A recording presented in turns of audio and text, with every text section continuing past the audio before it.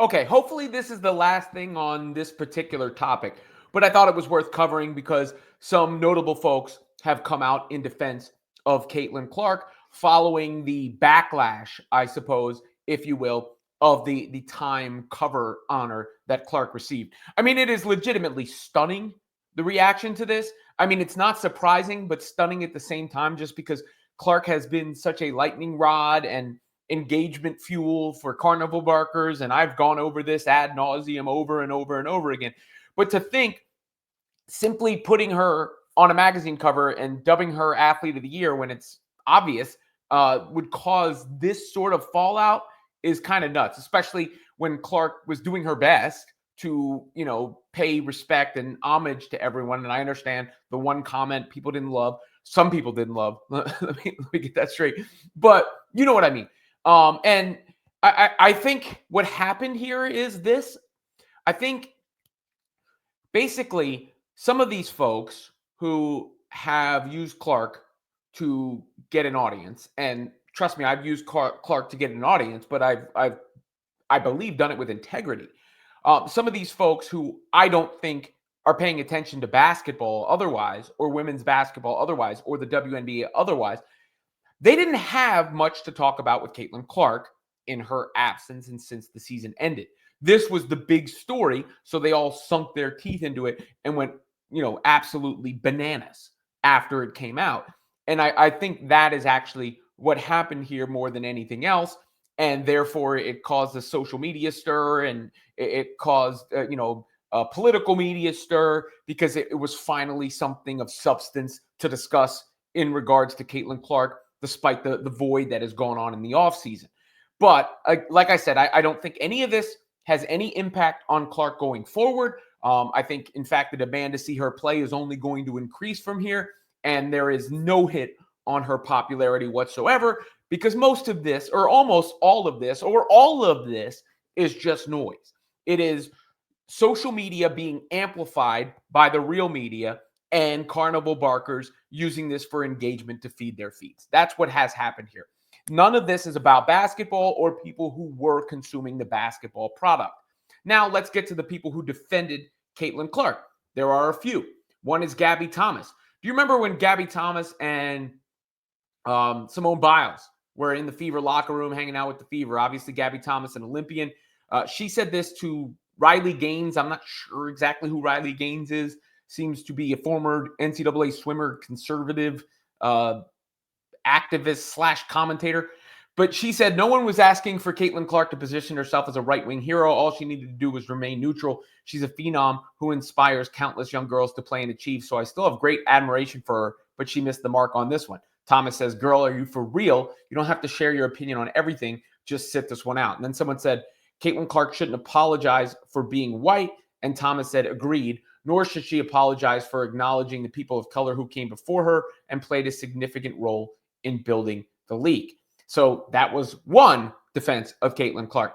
Another defense of Caitlin Clark came from Elle Duncan. We've covered Elle Duncan here before, and it's worth giving her credit for this statement.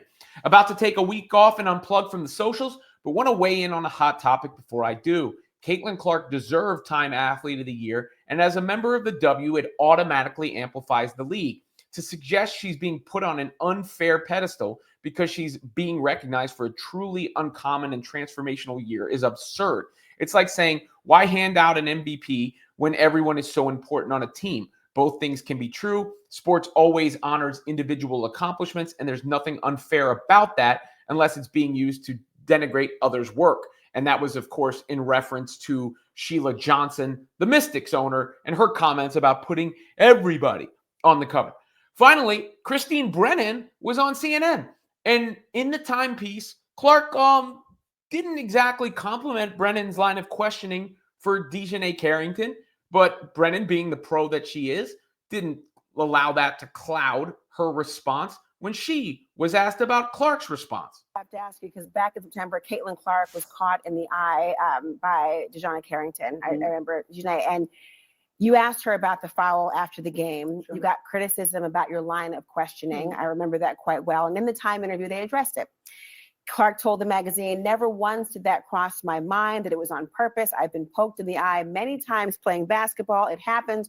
The whole line of questioning that Carrington got was not appropriate, and I did not like that." Mhm. What's your reaction to that? Yeah, well, she has every right to say that. I've interviewed Caitlin Clark, talked to her, asked some tough questions. She never shies away from hard questions or questions that could be perceived to be hard or somewhat controversial. So my experience with Caitlin is that she is very accepting of hard questions. My questions to Dejanay Carrington were actually meant as a conduit for her to clear the air. As athletes know this, as a journalist, you asked, this was out there. It was a huge issue about what happened, why it happened. And I asked a specific question and a follow-up to give her that opportunity, as I have done hundreds of times, probably thousands of times with athletes. And if I would ask a male athlete those two questions, Laura, why on earth wouldn't I ask a female athlete? This is a big-time sport. This is the national news.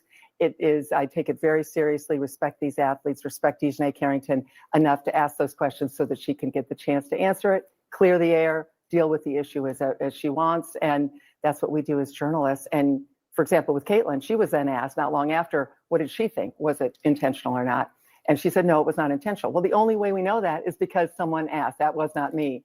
I think journalists provide that opportunity for these athletes. I did for Carrington. I've done obviously for Caitlin, and I would do it again, anytime, always.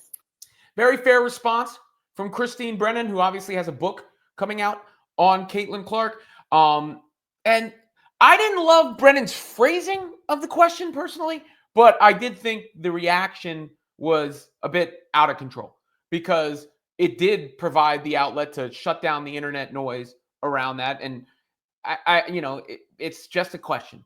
No one is being locked away or punished or suspended for a question like that. So I think Caitlin was doing her best to be honest, but also to not besmirch anyone else around the league and uplift her peers. And somehow it still became controversial.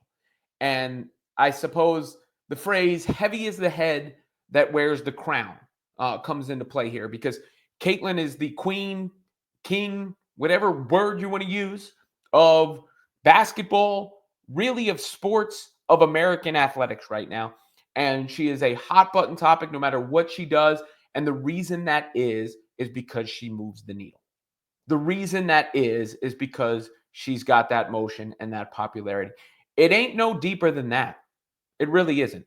All of this is not really a criticism of Caitlin Clark. It's a testament to how big a deal she is. Because I ain't never seen nothing like the reaction this girl gets. Never seen nothing like it. It's honestly unhinged at times.